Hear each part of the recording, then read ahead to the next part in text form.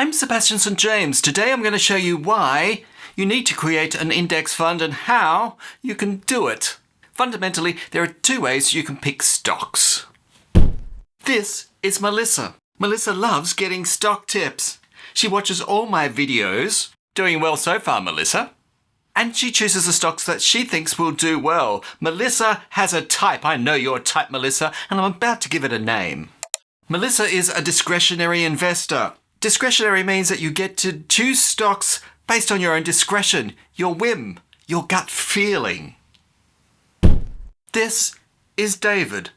Aha! Hello, David. We meet again.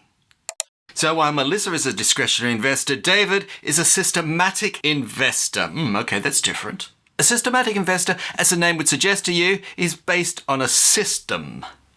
Discretionary investing, which is what Melissa does, is a bottom-up process. First of all, you find a stock, you then research into the stock. Do I like the stock? Yes or no? And at your discretion, you buy the stock or you reject it and move on to the next one. Systematic, on the other hand, is a top-down process. You decide on the requirements you want your stock to have. For example, do I want it to have the largest market cap? Do I want to have the highest dividend yield? Whatever your criteria happens to be. And then you buy the stocks that best match those requirements. Wow, that's just like totally the opposite way. Yes, and that's the whole idea. Discretionary, you're actually individually choosing through stocks. It's like a stock combing process. Do I like this one? No. Do I like this one? Aha, yes, kind of. All right, I'll put that on the pile, come back to it. On the other hand, this top-down process, which is this systematic investing, you don't even deal with stocks to start with. You just deal with a whole set of rules, and later you get to choose the stocks.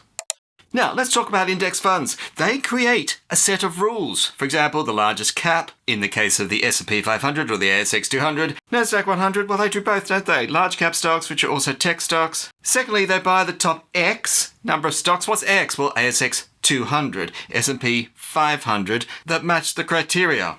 They don't care about the individual stocks beyond that. So you get to play God. You create the rules of the stock universe. Just a moment, there was a whole lot of stocks going to church and worshipping me. And then, once you create the rules, you implement it, and only stocks that obey your rules can survive in your index fund.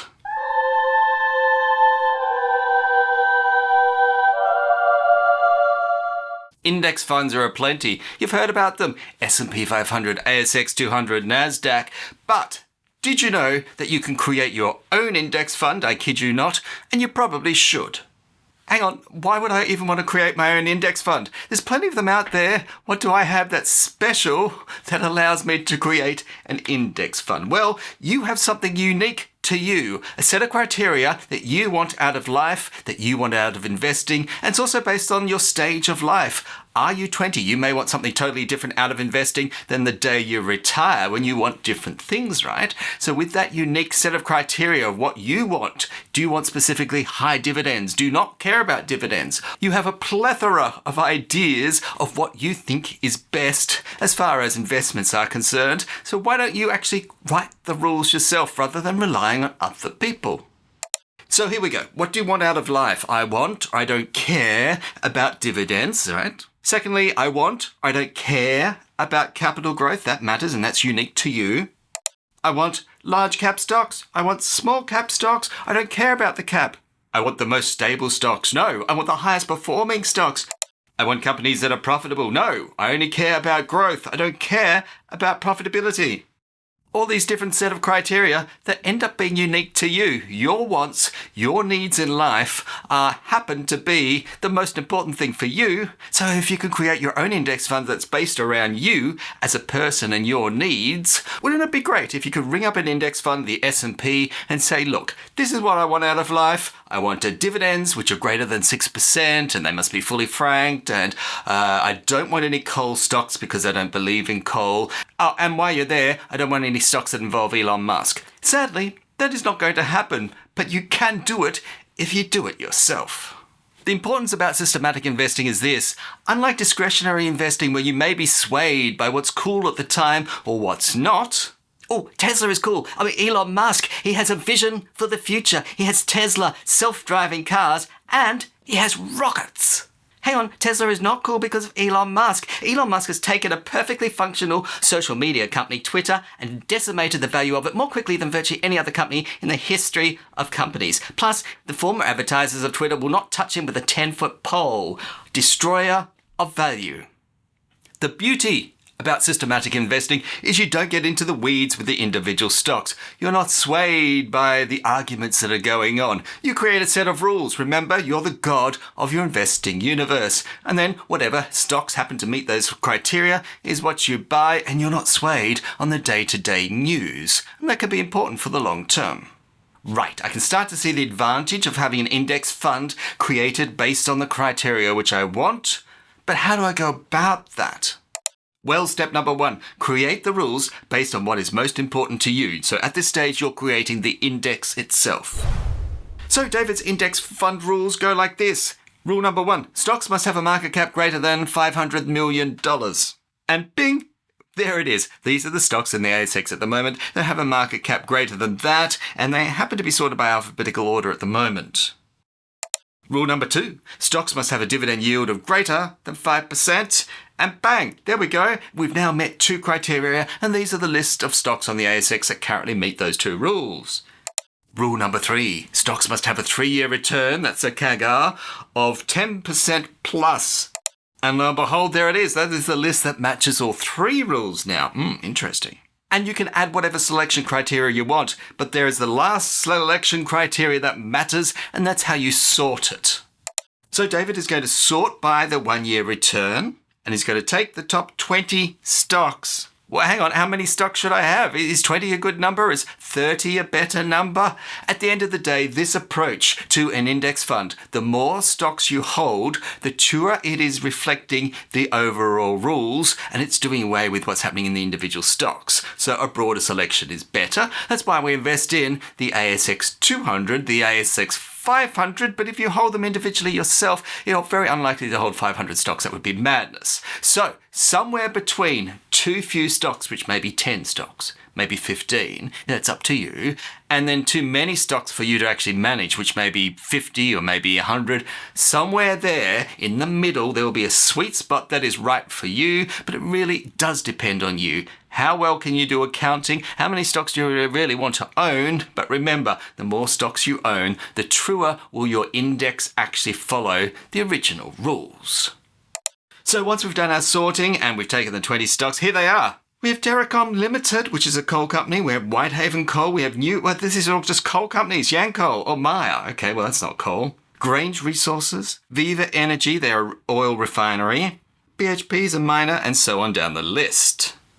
Importantly, a rules-based criteria set like we're doing, our index fund here, is actually the rules come first and the stocks. Oh, there was some coal stocks, there was some other stocks. You might look at those stocks and say, well, I'm not sure if I really want those. Well, did you create rules that said no coal stocks to start with?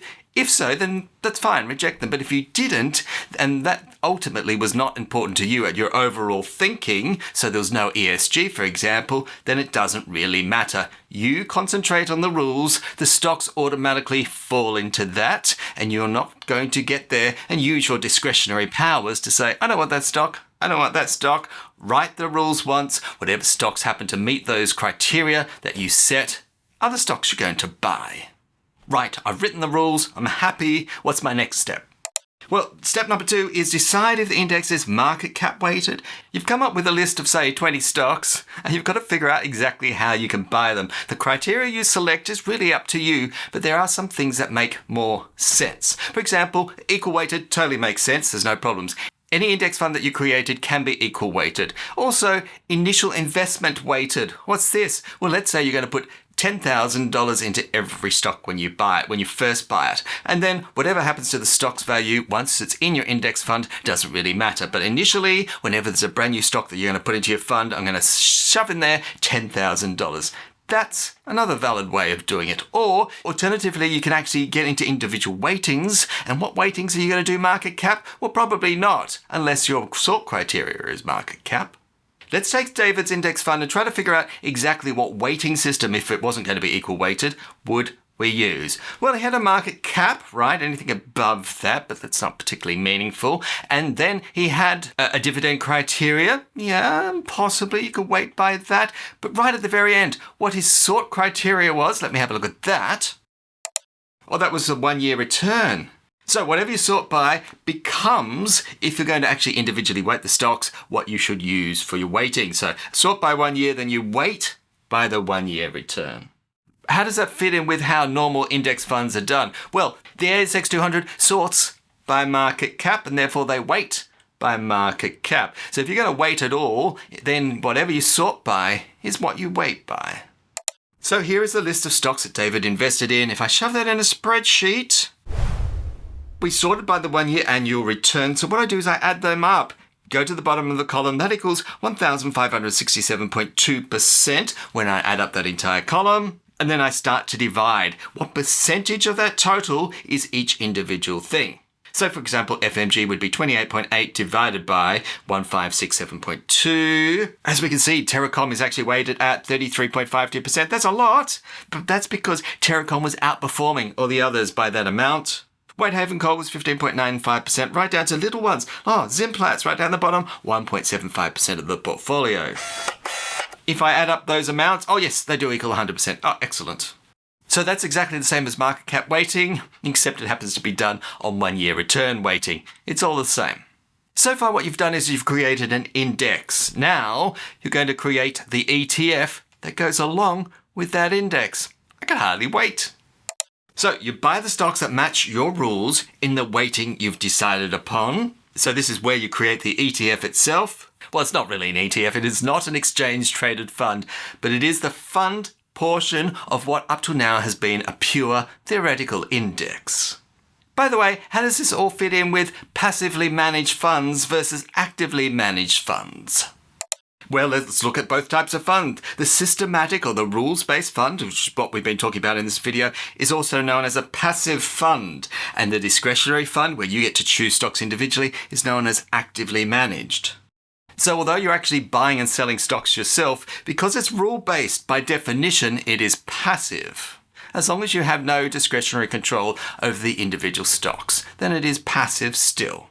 Okay, I like this idea. It's getting me excited. But is it actually a valid way of investing, having your own index fund? Ugh, all the people down at the pub will laugh at me. Well, yes, it's equally valid as any other form of investing. It is passive, plus it's based on the criteria that is specific to you, so it's even more valuable.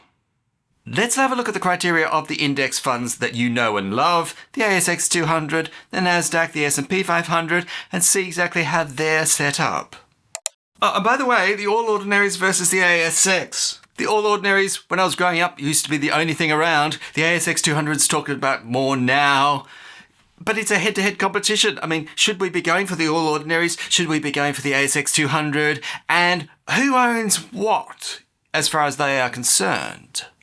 Well, the ASX 200 is an S&P fund, so it's owned by S&P Global. I mean, it's part of the name. The All Ordinaries are owned by who?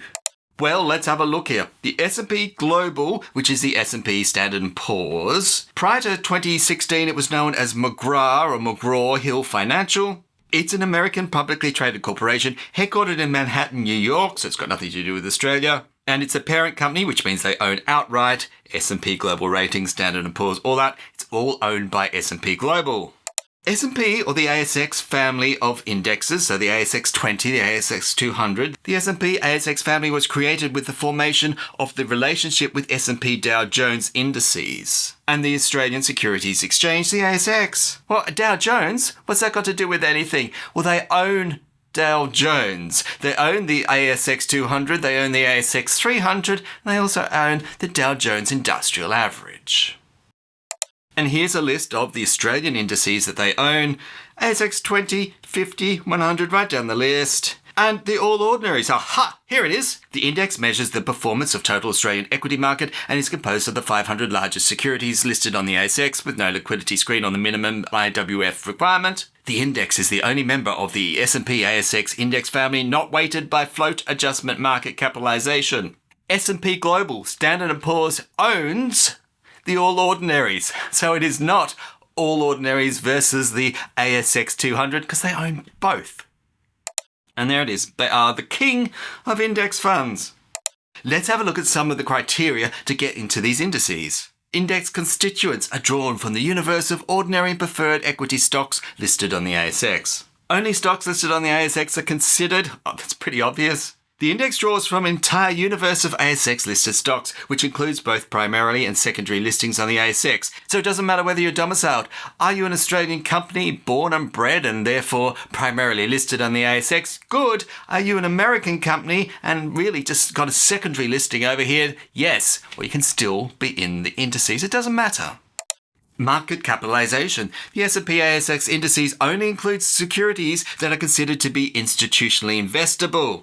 Because you have mutual funds that actually track these indices, ETFs that actually will invest in the ASX 200, the All Ordinaries. No, not so much because it doesn't actually have investable criteria. Remember, that's the one thing, that's the only index that does not have that as their criteria. So you may be wondering, how come there's like 5 or 6 different ETFs that all track the ASX 200, but there's none, not a single one that tracks the All Ordinaries? The reason is because the All Ordinaries by definition does not have to be institutionally investable, and therefore basically nobody actually creates an ETF based on that index. So far all this is somewhat intuitive. You've got to be reasonably large so that we can invest in a market cap weighted fund, but the thing that may surprise you is that you have to have positive earnings. I kid you not. For the S&P ASX Small Ordinaries, this is just an example, non-constituent stocks, that means the stocks which aren't already in the index, prior 2 years EPS must each be positive to be eligible for index inclusion. Wow, mind blowing. This is something you probably did not know. To get into the ASX 200, for example, you need to have 2 years worth of profit. You can't be unprofitable. Once you're in there, it doesn't matter. You can be unprofitable as you want. But to get included in the index, you have to have 2 years of profit. It's amazing what you learn on this channel. Step number 4, periodically update your index. Sell the stocks that have fallen off your list. Buy new stocks from your list to replace them. Yeah, that makes sense. The day of reckoning has arrived. These stocks, oh, I own them and they're still in the index, they get to stay. This stock here, no, you are the weakest link. Goodbye, and so I have to replace them. And the other thing is, what about the stocks I've already got there? Do I change their weighting if I did it by some weird and interesting way, like 1 year return? I mean, that's what David did. Do I then have to go through all the stocks and say, okay, well, your 1 year return has now changed. I put you in at 5%, you're now 15%, and therefore I've got to buy a bit more. And you, I put in at 7%, but you've actually only done 3% this year, therefore I have to sell down, keep some of you, but sell down the rest. Well, you could do that. In the perfect world, that's exactly what you do. You reweight absolutely everything. But the world isn't perfect because of fees. You have brokerage fees, you have spreads when you buy and sell, fees. So you may not want to do that. What you might want to do is to use your weighting when you buy in. So it would go like this. Here are my 20 stocks, say. 3 of them I'm getting rid of. These other 17 that are remaining, whatever percentage they happen to be, some grew, some shrank. You just leave them be, because that's the expensive part.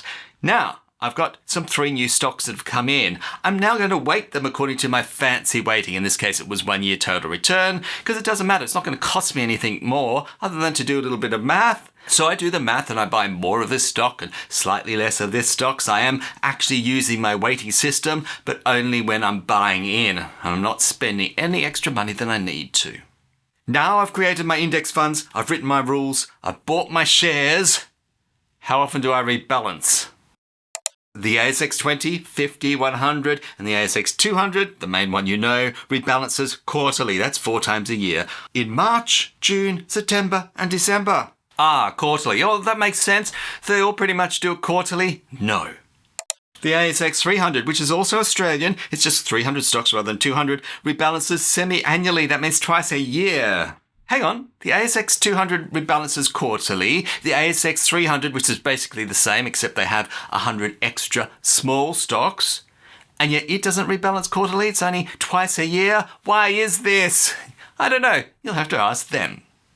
The All Ordinaries is rebalanced annually. That's once a year. The Nasdaq 100 rebalanced annually, once a year. The S&P 500 is rebalanced quarterly. Wow, there seems to be no rhyme or reason, does there? The question is, if you write your own index fund, how often should you rebalance?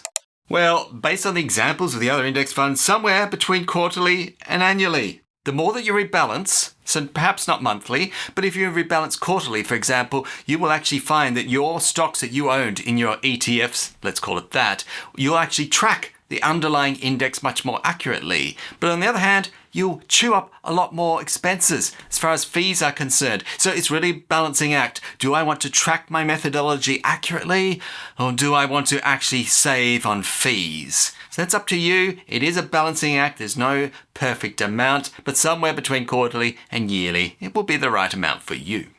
What happens if a stock has problems before my next rebalance? That's always a concern.